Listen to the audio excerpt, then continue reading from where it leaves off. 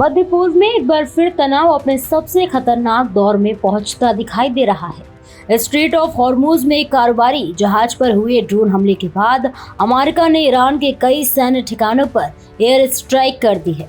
इस कार्रवाई के बाद ईरान का पहला और बेहद आक्रामक बयान सामने आया।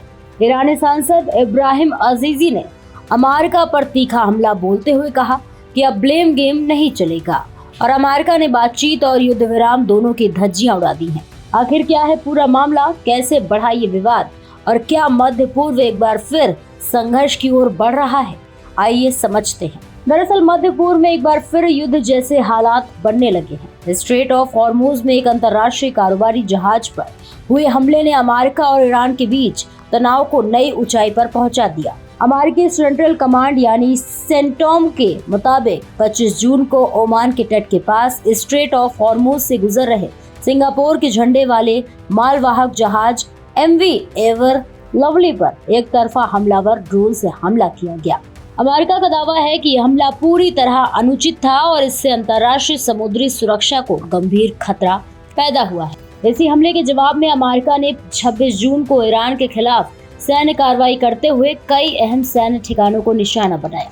अमेरिकी सेना के अनुसार एयर स्ट्राइक में ईरान के मिसाइल भंडारण केंद्र, ड्रोन स्टोरेज फैसिलिटी और तटीय रडार सिस्टम को निशाना बनाया गया। अमेरिका का कहना है कि उसकी ये कार्रवाई आत्मरक्षा और अंतर्राष्ट्रीय व्यापारिक जहाजों की सुरक्षा सुनिश्चित करने के लिए की गई है। सेंटकॉम ने साफ कर दिया है कि अमेरिका सेना अपने सहयोगी देशों के साथ मिलकर स्ट्रेट ऑफ हॉर्मुज में व्यावसायिक जहाजों की सुरक्षित आवाजाही बनाए रखने के लिए पूरी तरह प्रतिबद्ध है। हालांकि अमेरिकी हमले के तुरंत बाद ईरान की तरफ से भी कड़ी प्रतिक्रिया सामने आई। ईरानी सांसद अजीजी ने सोशल मीडिया प्लेटफॉर्म पर अमेरिका को आड़े हाथों लेते हुए कहा कि अमेरिका ने एक बार फिर साबित कर दिया है कि उसे न तो बातचीत के सिद्धांतों की परवाह है और न ही युद्ध विराम समझौते की।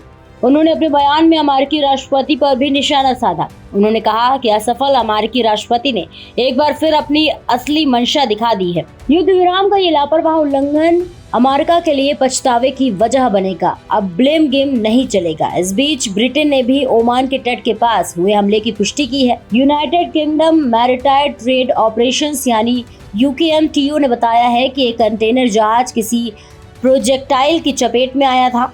हालांकि राहत की बात यह रही कि इस घटना में किसी के हताहत होने की सूचना नहीं मिली। वहीं क्षेत्र में बढ़ते तनाव को देखते हुए अंतर्राष्ट्रीय समुद्री संगठन यानी IMO ने फारस की खाड़ी में फंसे जहाजों की निकासी प्रक्रिया को अस्थायी रूप से रोक दिया।